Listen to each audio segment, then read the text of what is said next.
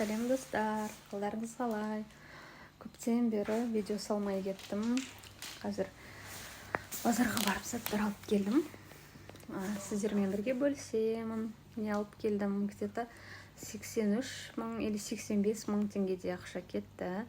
Бәрі қымбаттап кеткен.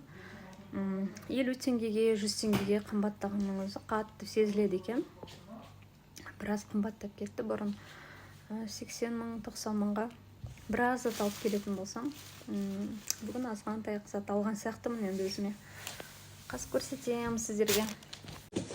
Не бүгінгі алған Қазақтан шоколад қатты қымбаттап кетіпті, 5 мың болып кетіпті. Манка, тұз, мынандай корнишоны, үйде домашний огурцы бар ғой, просто салатқа осындай майда. Оливки мынандай екеу, бигбон, ролтон, кукуруза көбірек алдым өйткені жақсы желінеді. Содан кейін мынандай лапша, сгущенка, сода, майонез, кетчуп, мынандай соевый соус, мынандай разрыхлитель, сосын слоеное тесто.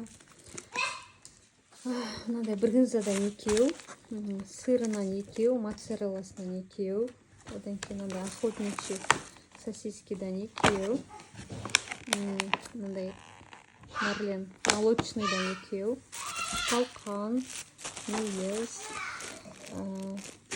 тыквенные семечки, грецкий орех, семена льна, үйрек, сосын мындай арахис, мындай үкілетін бір упаковка ручка, содан кейін мынандай мысыр, сосын мындай семга, одан екеу,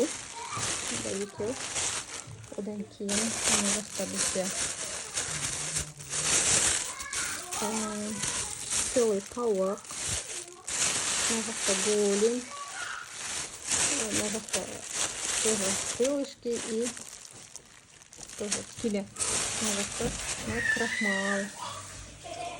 Одан кейін мына жақта гигиенический заттар бар, губка, шампунь, мыло, вот сондай заттар.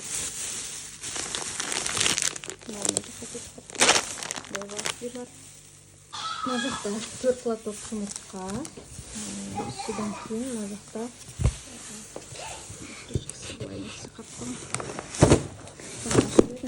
мындай овсяной пряник, жұмыртқаны 8 теңгеден алдық.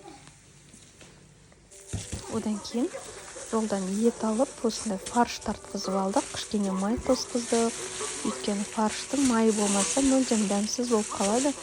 Салақанға осылай бөліп бір тамақ жасағанға 1,5 килограммнан 1 килограммнан бөліп қойып жатырмыз.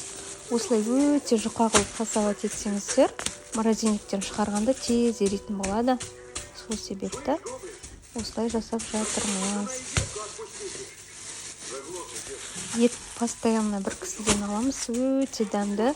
Және де жұмсақ жас малдың еті болғандықтан. Содан кейін осындай мякоттарды алып қалдым. Лагман сияқты, мясо по-тайски тамақтар жасаған кезде осындай керек болады.